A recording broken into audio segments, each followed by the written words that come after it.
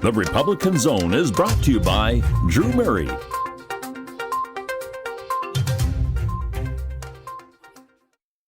You're watching the Republican Zone on USLA Media. I am your host, Drew Murray, and I am here with my friend, Commissioner Seth Bluestein. So, Seth, thanks for coming on my show. Yeah, thanks for having me, Drew. So, I think the first thing is, we're kind of in the political world. I'm running for city council. You're one of the current city commissioners. I bet if you ask a lot of people in the city of Philadelphia, what does the commissioner's office do? I'd say the majority of them would probably say, I don't know. So what as commissioner, what do you do? What does the commissioner's office do overall in general?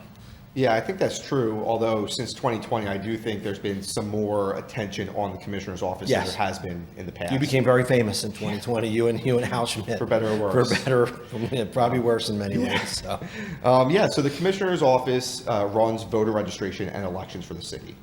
It is a 3-member board of elected officials who run for office in the same cycle as the mayor and city council.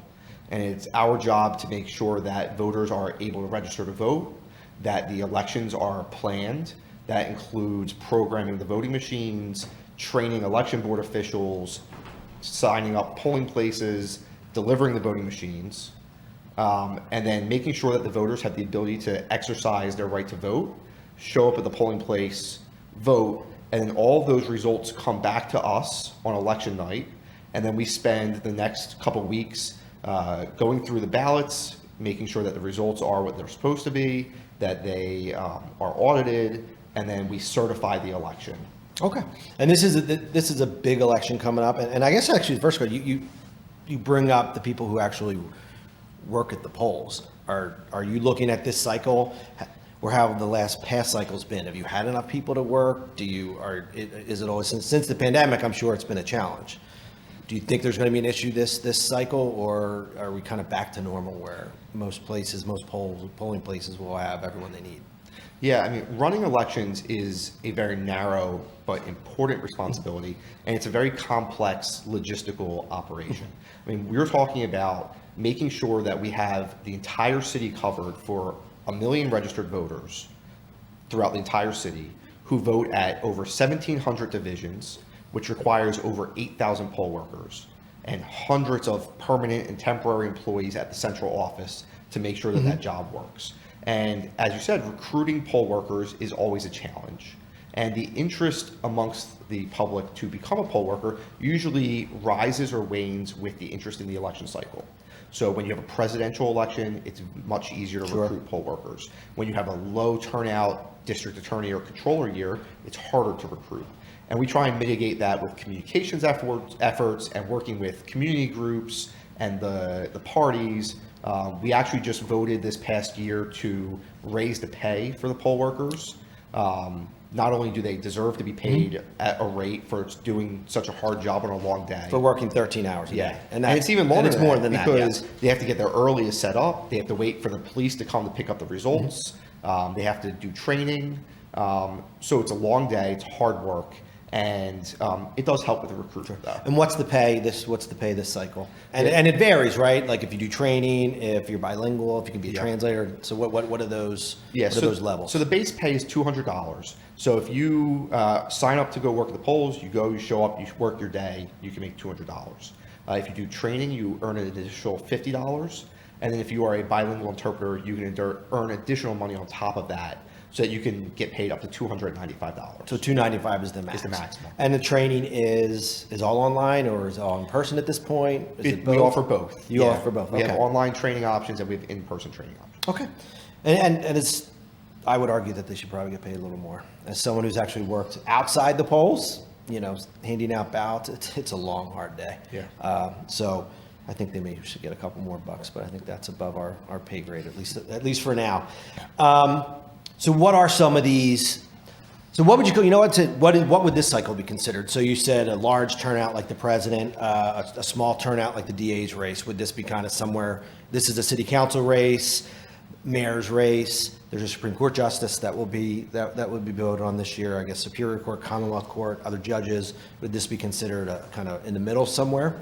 Yeah, I mean, this is a municipal cycle. So it is going to be lower turnout than a presidential year or a midterm election year, both of which are federal election cycles where you have president or senate or governor on the race, Which we just went through. we just Yeah. had. The turnout is usually higher in a general election, although because this is Philadelphia, a lot of attention is paid to the primary. The primary. This year. I mean, if you look at the registration figures, it's not surprising that the widespread belief is that when the Democratic Party is nominating their nominee for mayor, that person is very likely to win in the Sure. general election.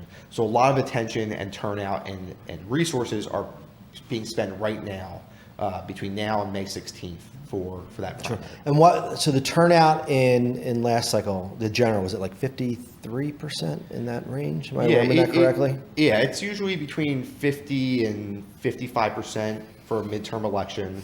In a presidential, we could be approaching 65 or 70%. And do you remember what traditionally, like what was it in 2019? Were we 28% You're in going that to be range? somewhere between 25 and 30%. Do we think it's going to bump up at all because of a lot of the issues that the city of Philadelphia, like I'm looking at this mayor's race and there's still so many people in it. And I feel like there's a lot more interest there was even in 2019. I mean, I don't think Mayor Kenny even was in the race.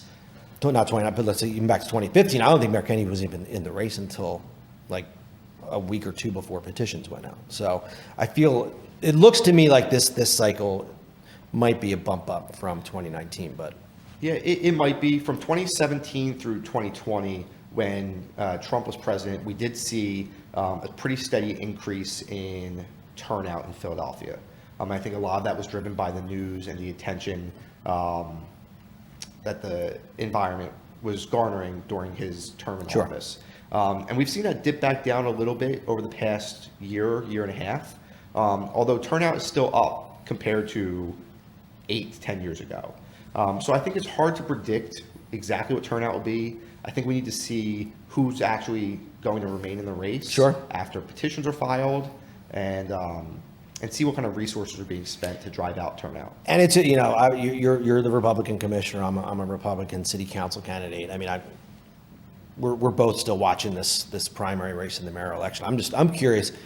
People have to drop out. I mean, I imagine the Democratic City Committee is sitting there looking, saying we have too many people in this race, and whoever they do endorse, if they endorse, they might not want this many people in the race, but no one's dropping out yet. And I'm sure we'll see some after petitions, but now, I don't know that they're going to endorse. They might not. And with this many candidates in a race, the winner could win with 20% of the primary.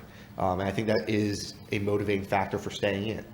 Because if you can get a dedicated base of support to get to that 20%, then you have a good shot at winning the nomination and therefore becoming mayor. Yeah, I'm thinking 100,000 people.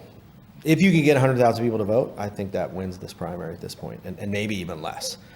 So it's going to be interesting. So speaking of dates, what are some of the important dates that are coming up? When do petitions start, and when is the last day to change your registration or register in general? What's the date of the election? What are the most important dates that are coming up? Because they're starting soon. Sure. Yeah, so anybody who's running for office should already be starting to prepare. If you haven't already, then you're behind the 8 ball. Petitions start on February 14th, which is Valentine's Day. So anybody who plans on running for office, I definitely recommend going out on date night before that. Yes, tell your wife or significant other or your husband that you will not be, they'll be getting signatures for you, by the way, too. And we have 3 weeks to circulate. So the two majority parties, Democratic Party and Republican Party, any candidates who want to run in those primaries have to file their nomination petitions by March 7th. And then there is a challenge process throughout March to determine if those petitions were valid and all the forms that the candidates have to sign, so that we will expect to have a hopefully near final list of candidates by the end of March. And then from there, they're going to be out campaigning. Voters will be able to sign up to apply for a mail ballot or be prepared to vote in person at polling place, register to vote, change your address, change your party affiliation. All of that has to be done by May 1st. And then you have an additional week to continue applying for your mail ballot. so that you are ready to go and have your mail ballot before the primary on May 16th. But I definitely recommend, if you're going to vote by mail, don't wait. Don't wait. And you won't know when the mail ballots are ready until all challenges are over, and it depends on the cycle. Because last cycle it went pretty deep, right? You were a week or two later than you originally had hoped for. Yeah, so we, by law, could have the ballots mailed out by 50 days before the election. In the past couple of years, since Act 77, which created the no excuse vote by mail, we've never actually gotten ballots out 50 days in advance. And the reason for that is there are challenges to people's petitions to determine who can be on the ballot. And I expect that to be the case again this year. So I would suggest that ballots will likely not go out until about a month before the primary. Okay. So I would say about mid-April is when people can start expecting them. Okay. And the municipal elections we have, obviously, we talked about mayor. We have city councils, so the 10 district council seats will be up for re-election. The 7 at-large seats will be up for re-election. Only 5 of the at-large can come from one party, and then there's 2 minority parties. But even the office that you currently have, the commissioner's office, is also on the ballot this cycle. So how does the commissioner's office, how does that work? Like, what's the dynamic of that election? There's 3 of you, and how does that kind of work? Yeah, so there are 3 commissioners get elected in November. Each party can nominate up to 2 candidates for that seat. And the reason for that is that the charter says that no party may hold more than 2 members of the Board of Elections, so that the Democratic Party will nominate 2 candidates. I expect both incumbents to likely be the nominees. And then the Republican Party can nominate 1 or 2 candidates, and then third parties can run as well. And then the Democratic Party, again, because of the registration figures, you have to assume will win those first 2 seats no matter what.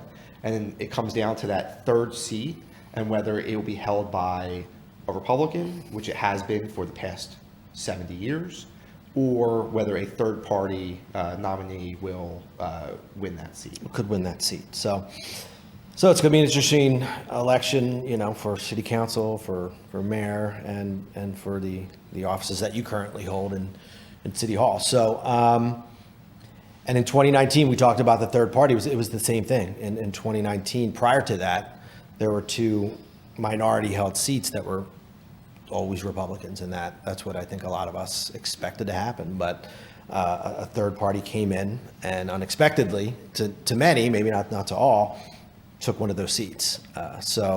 And it'll be the same thing in city council, I'm sure, this year. A third party has already announced 2 candidates in city council, and I assume that will be all for them. They'll go in with those 2 candidates. Do we know, so even petitions, so the mayor needs 1,000, right? Petitions, minimum of 1,000, I should say. City council needs 1,000.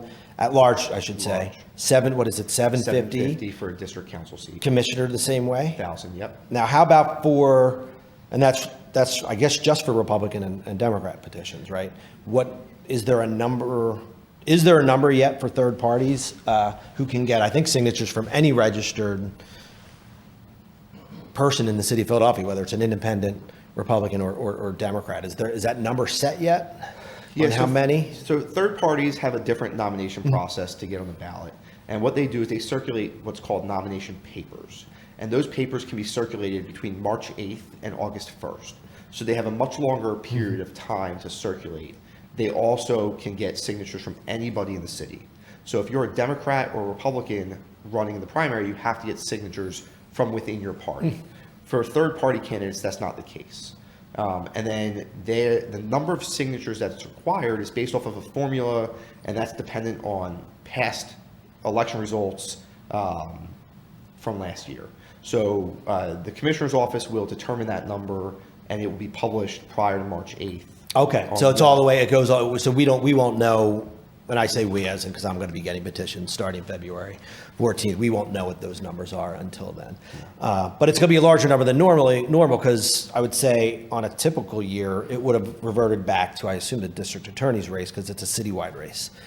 This one reverts back to last cycle because there was a special election, so it goes to that. So which was a much higher turnout. So, okay.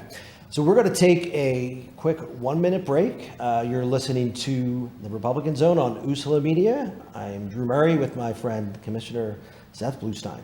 We'll be back in a minute.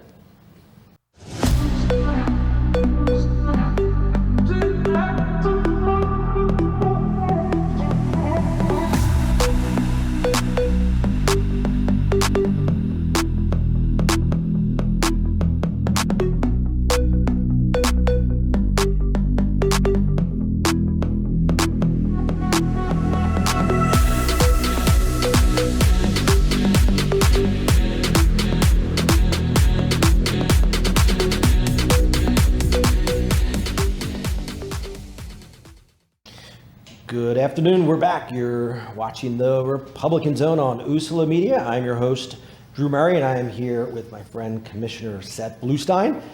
We've started talking about what the commissioner's office does. We've talked about this election cycle coming up, some of the important dates, a little bit about how the elections work, minority seats, et cetera. Other than municipal, we know there's municipal elections. We know there's the mayor. We know there's the city council. We know there's the commissioner's office. There actually are a lot of other ones. There are a lot of there's register of wills. There's sheriff. There's a special election for controller this year. That's right. There is a special election for controller. Differently than a regular special election. There will be a primary and a general. Even though it is a special, there's a 2-step process. And then whoever wins in the general election for controller will fill out the term for Rebecca Reinhardt resigned to run for mayor. And then they'll run again in 2 years for the full cycle. So so there's going to be a primary for the controller. I didn't even know this. So there'll be a primary and then in the general. Why not just quote unquote have a general during the primary? Is that not legal? Like our special election, when I say ours, Jim Hasher and I, who ran for city council, the special election was called just prior to the general. So it was, we didn't have a primary. We were just nominated by the party. Can they not nominate as a party and then have a general during the primary? Controller's just done differently. It's just done. Oh, so you could, if it was a city council, Sure. Let's say the council president said, you know what? Helen Gim's seat is open. Presumably David O's seat is open. If the council president wanted to, he could theoretically call a special election for those 2 seats for the primary. Yeah, he could. Probably never happened. It would be Probably weird. not. It would be odd because, if let's say I'm elected, let's say I'm picked by the party, and I could be on the ballot twice. You would be on the ballot Yeah. twice, and then if you won the special election, you would serve out this final year. But if you lost the primary or the general, That would be then you wouldn't be Yes. back. Okay. I learned something new every day. So, what other elections are going to be? What non-municipal elections are going to be on the ballot this cycle? Yeah, there's also a lot of judicial seats that are going to be up for election this year. In Pennsylvania, we elect judges, which isn't true in every state. Mm-hmm. And there will be a Supreme Court seat, a Pennsylvania Supreme Court seat up for election. There's also Superior Court, Commonwealth Court, Common Pleas, which is just Philadelphia, and Municipal, which is just Philadelphia. And what is the difference? I think most people know what the Superior Court is and what they do. It's an appellate court. It's the highest appellate court. What's the differences between Superior Court and Commonwealth Court, which are both appellate courts, but what's the difference between the two? Yeah, so legal actions that take place in Philadelphia that start in Common Pleas Court in Philadelphia can be appealed to Commonwealth Court. Issues that are state issues may go straight to Commonwealth Court, and then if they're appealed, they would get appealed up to Superior or to the Supreme Court. Do you see the Supreme Court, because you don't always have you only have a Supreme Court election when someone steps down or unfortunately passes. Do you see the Superior Court bumping up the numbers in the election in Philadelphia? Because there is, it's someone on it. It's a position on the ballot that might not be there every cycle in a municipal election. Do we see that kind of doing anything to the numbers, or is it not sexy enough for most people? Well, it depends on how much resources the 2 state parties spend and whether they prioritize Philadelphia and its turnout. And I guess whether or not maybe one of those judges come from the city of Philadelphia. It could. That could. Yeah, that could drive turnout. We do see that where counties are more interested in voting for candidates from their own county. And yeah, the Supreme Court seats, there are age limits for justices and in Pennsylvania. So they are. That's right, you could age out. Yeah, you could age out and you're forced to retire. What is the June? Do you know that age? I believe it's 75. 75? Yeah. So that makes sense.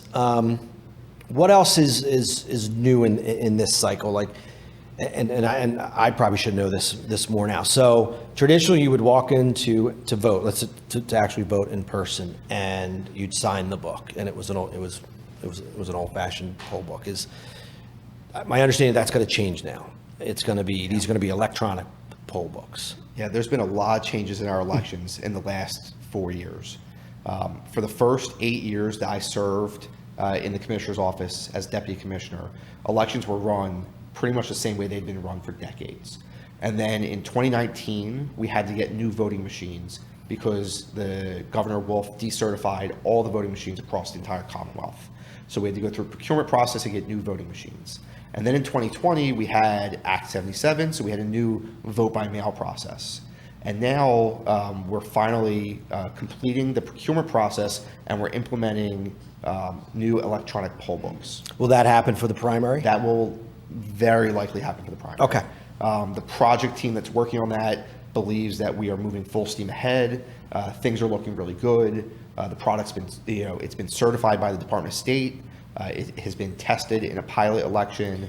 Do you have them? Like We do. You've purchased them already? Yep, we Okay, so have there's them. no supply chain issues where you're going to order them, and so will I and everyone will be electronically signing them? Like you go in with whether it's a pen or your finger? Yeah, you'll use your finger. So they look like a tablet. They are a tablet. You would go in, you would tell the board worker your name, they'll look you up. It has a smart search feature that you can do searches by last name, first name, date of birth. They type in a few letters, it'll pop your name right up. So it makes it a lot easier to find voters in the poll book. You'll go up, you'll sign it with your finger. They will take a look, make sure that you don't have any other requirements like needing ID or signing an affidavit. And then they will take the ballot paper that you get when you go to the voting machine. They'll print a barcode on the top of it. And on that barcode is your ballot style, which is your division, and your party, so that it'll pull up the correct ballot for you when you put it into the voting machine.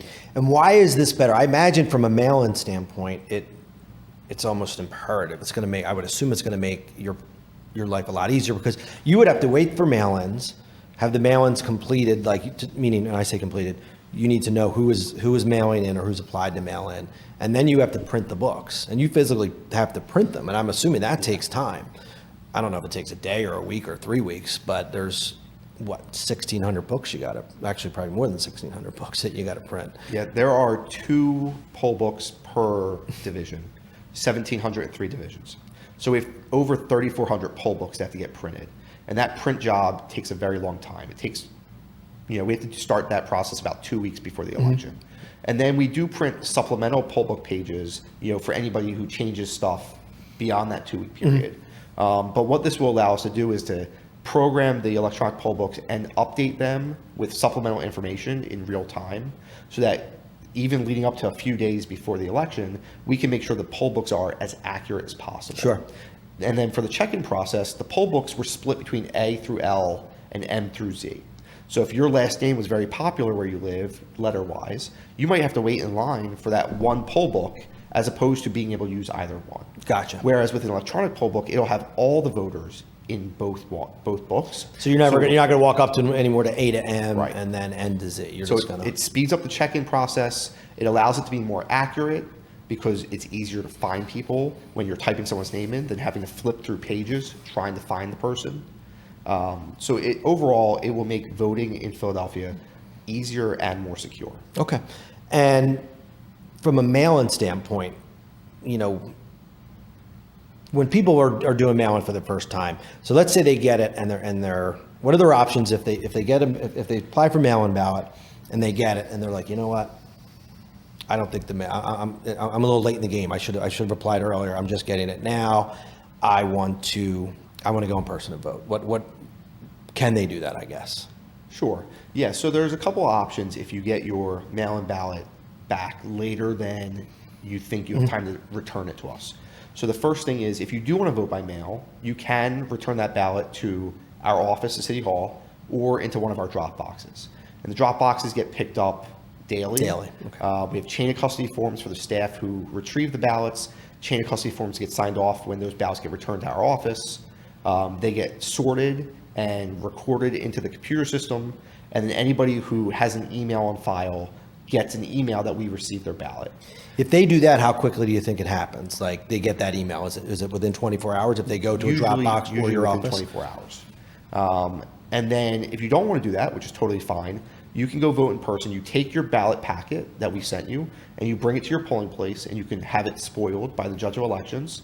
And then once you turn that packet into them and it's spoiled, they can check you into the poll book and you can vote like normal. What if you lose your mail-in? Like, I had it, I lost it, I really want to go vote in person. What's the option there? Yeah, so you have two options. You can get a replacement ballot from us at City Hall. That replacement ballot, you can either follow the same process. You can vote that ballot, or you can turn it in and spoil it at the polling place. If you don't have the time or ability to take that extra step of coming to City Hall, then you can go vote by provisional ballot at the polling place.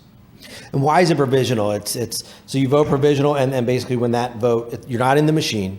I assume is it purely just a paper ballot? Yeah, it's a paper ballot that you fill out at the polling place. It gets returned to us with the ballots from the voting machines.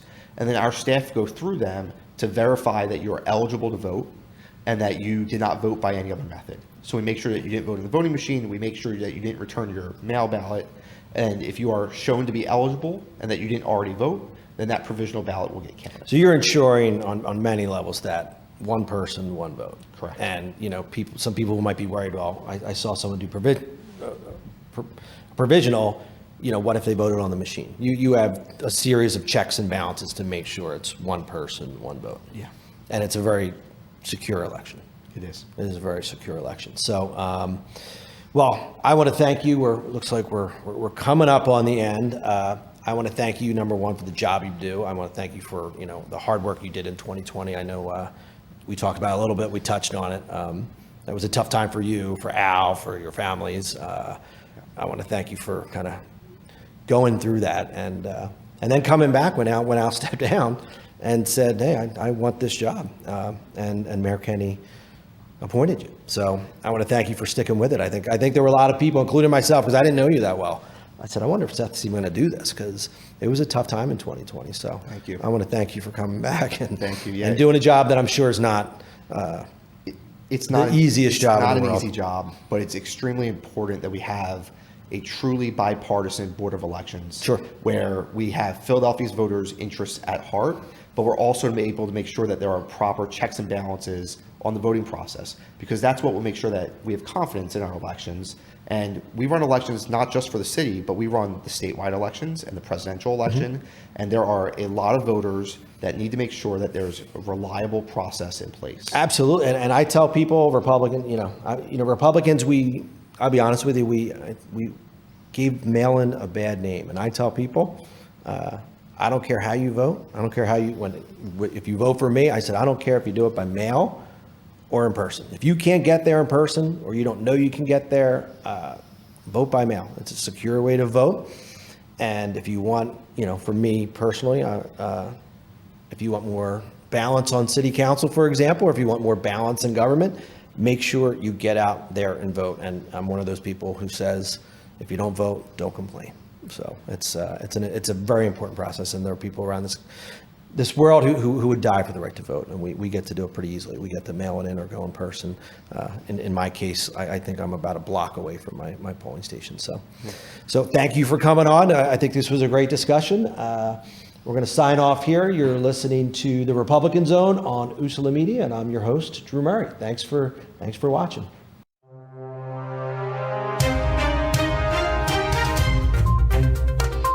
The Republican Zone is brought to you by Drew Murray,